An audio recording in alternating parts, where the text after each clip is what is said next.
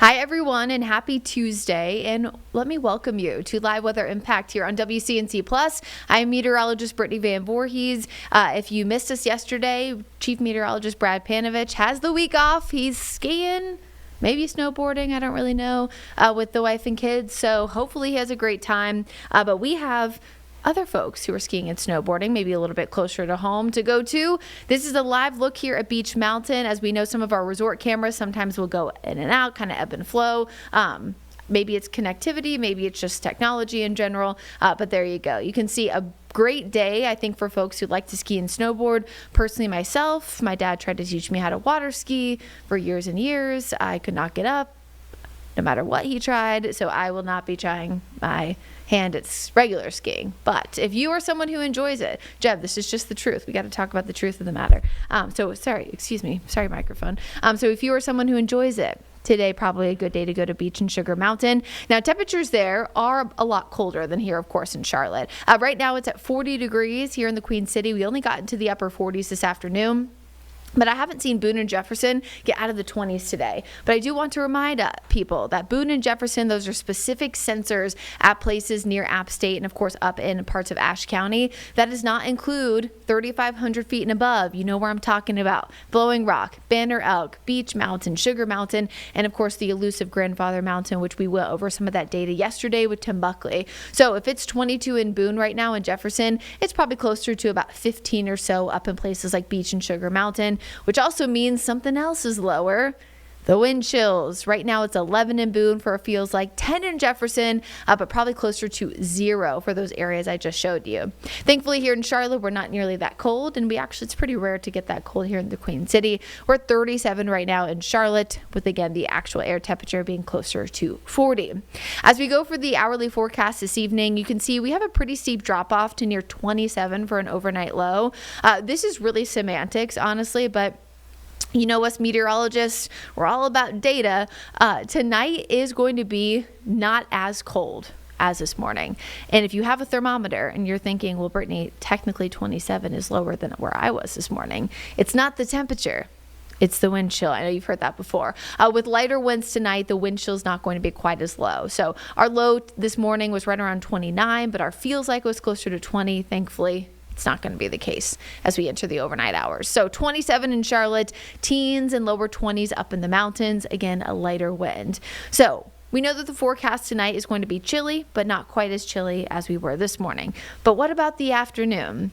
The elusive afternoon forecast on Christmas Eve, or not Christmas Eve, New Year's Eve. Does anybody really care about what it is in the afternoon on New Year's Eve? Jeb, you might have to answer this. I would like to think, maybe you're getting ready to go for a little walk. You want to get some fresh air before your festivities, maybe. That could be out there. Okay, that's fair. So a high temperature of 53. I guess for us, we're going to be working, so different. We will be working. We will be here. Yeah. Tune in, Live Impact News. Yeah, Live Impact News. We'll be here before you go out for your festivities. So I don't know, 53 again for your New Year's Eve day forecast is as important as what the evening is going to be. Most of the evening, upper 30s, lower 40s with a slight wind chill. So if you remember back on Halloween, now it wasn't this cold, but still, we talked a lot about adding layers to your costumes. Now that was mostly for the kids, I guess, maybe for the adults too. I think it's going to be a similar thing. Maybe some tights for the ladies, maybe a jacket, maybe a beanie. I mean, what can go wrong, right, by adding a little hat? Our director, Sean, who sometimes helps out with Live Weather Impact during the newscast, said, well, I hope you're going somewhere with a coat check, because I'll be really warm if I have to wear my jacket inside. To which I said, I guess you got to go to a fancy place with a coat check. I don't really know what else to tell you. Or someone's house where, your friends let you just, drape your coats on, their bed, in their guest room. Whatever it is. Regardless, again, as I mentioned, Jeb and I will be here. So hopefully you'll join us before you get out and about. 34, that's the morning lows. We kick off a new year. Hard to believe that in just 2 days it'll be 2026. But New Year's Day also features a really nice afternoon forecast. 58, sunshine. So if you're off, it'll be a nice day to get outside. So here's that countdown to the new year. I just went with what the midnight temperature is going to be. I have the hour by hour over on our website, WCNC.com. But we care about the weather when the ball is dropping. 40 And 35 for a feels like temperature. Jeb, did you see Chris's thing that he posted on Instagram about the weird thing that he accidentally Yes, said? and I loved it. Yeah, so funny. You guys, if you don't follow Chris Mulcahy on Instagram, you should. He just made a silly comment about the New Year's ball drop that just sounded a little bit silly, but we're not going to repeat it on here because I, one, am a female, and two, you can just go look at it on Mulcahy's Instagram. But again, 40 degrees, y'all, at midnight. Feels like temperatures at 35. It is going to be chilly, but overall, not a bad forecast. Could be worse. We could be dealing with bitter, terrible cold. We could also be dealing with rain. Now, we might be dealing with some rain by this time on Friday. However, as you guys typically know, a lot of model trends can shift back and forth, up and down. And that's kind of what we've seen with the latest Futurecast with Friday and Saturday's rain chances. The low pressure system hasn't quite developed yet. And so as it's moving across the country the next few days, we'll continue to watch these trends, but pretty substantially trending southward. This is what I want us to be prepared for.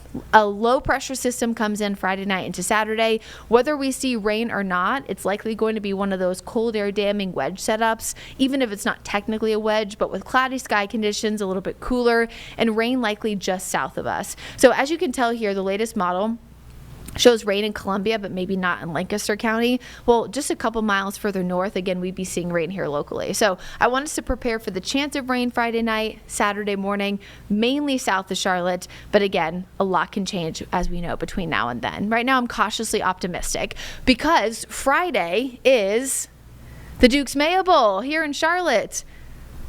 Go Dogs. Hail State. If you guys didn't know, I went to Mississippi State for grad school, so sorry, Wake Forest people.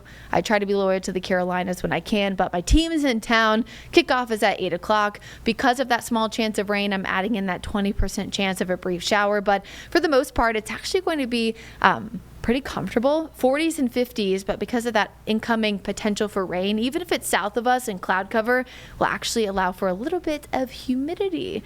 So again, it could be a lot worse. Here's that Jerry Hunt Supercenter 7-day forecast. So there's all of the festivities you see there, Wednesday, Thursday, Friday. There's those clouds on Friday. You can't see the 20% chance of rain I put in Friday night because Friday night technically doesn't pop up on our 7-day, but it is on our app. So hopefully you have that WCNC Charlotte weather app downloaded. Rain again off and on for the majority of Saturday morning.